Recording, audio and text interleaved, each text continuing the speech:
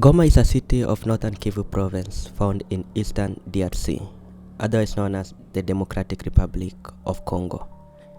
As of the date 28 January 2025, the M23 rebels have announced the total takeover of Goma, including the airport.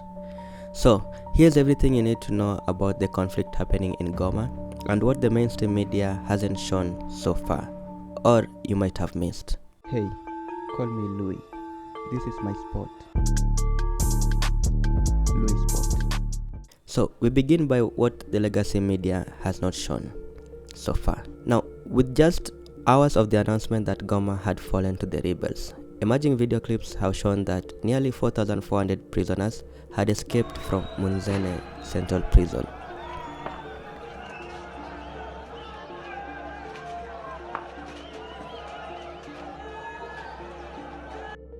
Soldiers fleeing from Goma were also seen crossing to the neighboring Rwanda border and surrendering their arms to security officials who escorted them to safety.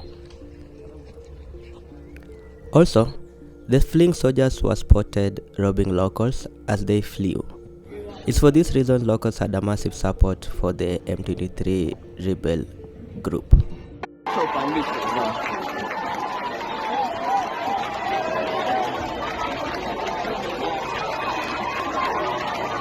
In contrast, UN peacekeepers were also spotted fleeing as well.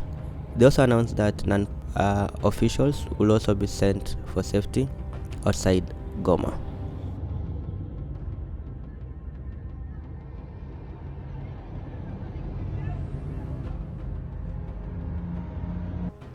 Now, 9 South African soldiers who were part of the African task force to bring peace in eastern DRC were killed, and they had to raise a white flag of surrender. So surrender ka jam jacket ve.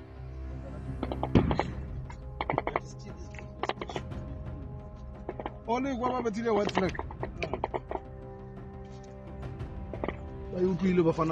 Julius Malema had this to say about the presence of South African soldiers in Congo. The African agenda is such that we have to go and help the people of DRC. But we must not do that to our own detriment. We have to deploy the best capacity we have. And if we don't have, let's confess we don't have it and withdraw. We may have the interest to defend, but we may not have the capacity. But children are going to die. Somebody's children are going to die, not only these ones. If you had shot 9 American soldiers with that madness which is in the presidents of America now, they would have flattened you the following day. No one would have played jokes. People are playing jokes with the lives of our brothers, and we must not allow that. If they can't give them equipment, let them come back. They were the death before this one. The soldiers were telling me that there were actually 2 military helicopters in their base, but there is no pilot to fly those helicopters. The first and the last time they flew there, that's when they were taking them there. You've got some bit of air power, but you don't use it because there is just no capacity. While foreign mercenaries were supposed to protect the interests of the people, as things unfolded, they were spotted guarding their own interest and protecting key mineral sites.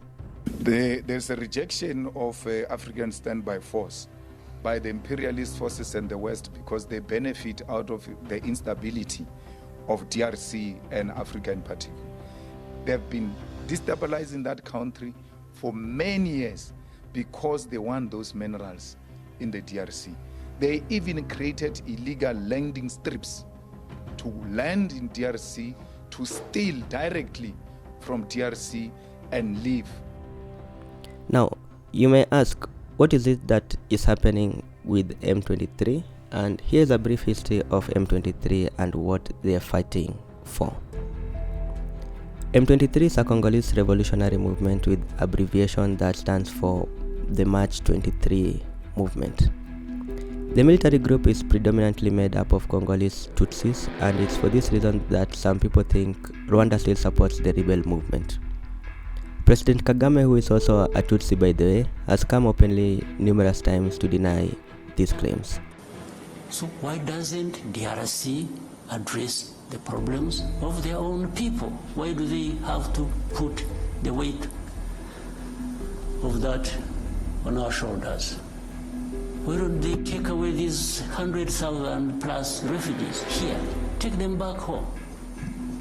So how about those who are staying here and have not found a home anywhere in these areas? What happens to them? And they're coming every day, every time, with this fighting going on. So then they quickly find a solution in saying, let's blame Rwanda for everything. Then they make statements. Rwanda-backed M23 is doing this, is doing Rwanda every day. Rwanda must remove their forces. So I asked another time when you were having a conference like this, if anybody thinks Rwanda is in DRC, why should Rwanda be in DRC? You see, originally the group claims they wanted to protect minority Tutsis from militant Hutu groups, including those in Rwanda and those who escaped from Rwanda during the genocide trials and came to the DRC. Also, some of M23 top commanders once served in Rwanda Patriotic Front, abbreviated as RPF. The RPF leadership, including Rwanda's President Paul Kagame and his former Army Chief of Staff James Kabarebe, once served in Uganda's military and were part of the rebellion that brought Uganda's President Yoweri Museveni to power in 1986. They then occupied top position in Rwanda military and government after seizing power there with Uganda support in 1994. Both countries then invaded the DRC in 1996 to remove the dictator Mobutu Sese Seko and install Laurent Kabila. A similar pattern transpired with James Kabarebe becoming a chief of staff of the DRC's military. Kabarebe will later be identified by the United Nations in 2012 as the chief mastermind of M23. In addition to Rwanda president, the UN had also implicated Uganda with aiding the M23 rebels. So, what are the M23 rebels fighting for?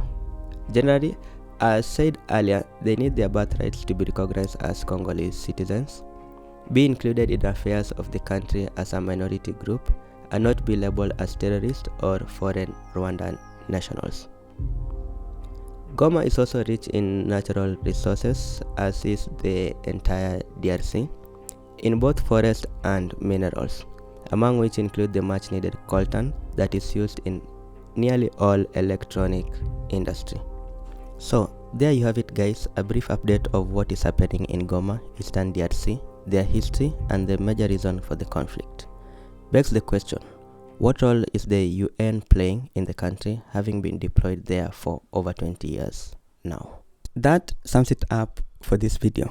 What do you guys think? Share thoughts and opinions in the comment section below. Let's have a proper discussion about this without having me impose my opinions and ideas on this matter. Give this video a thumbs up if you liked it, so that the YouTube algorithm can know that this video was so much interesting and share it far wide to more avid viewers just like you. Subscribe and click the notification bell if this is your first time watching these videos, and so that you can be notified as soon as we make a new upload on videos just like this. My name is Louis. Until next time, peace out.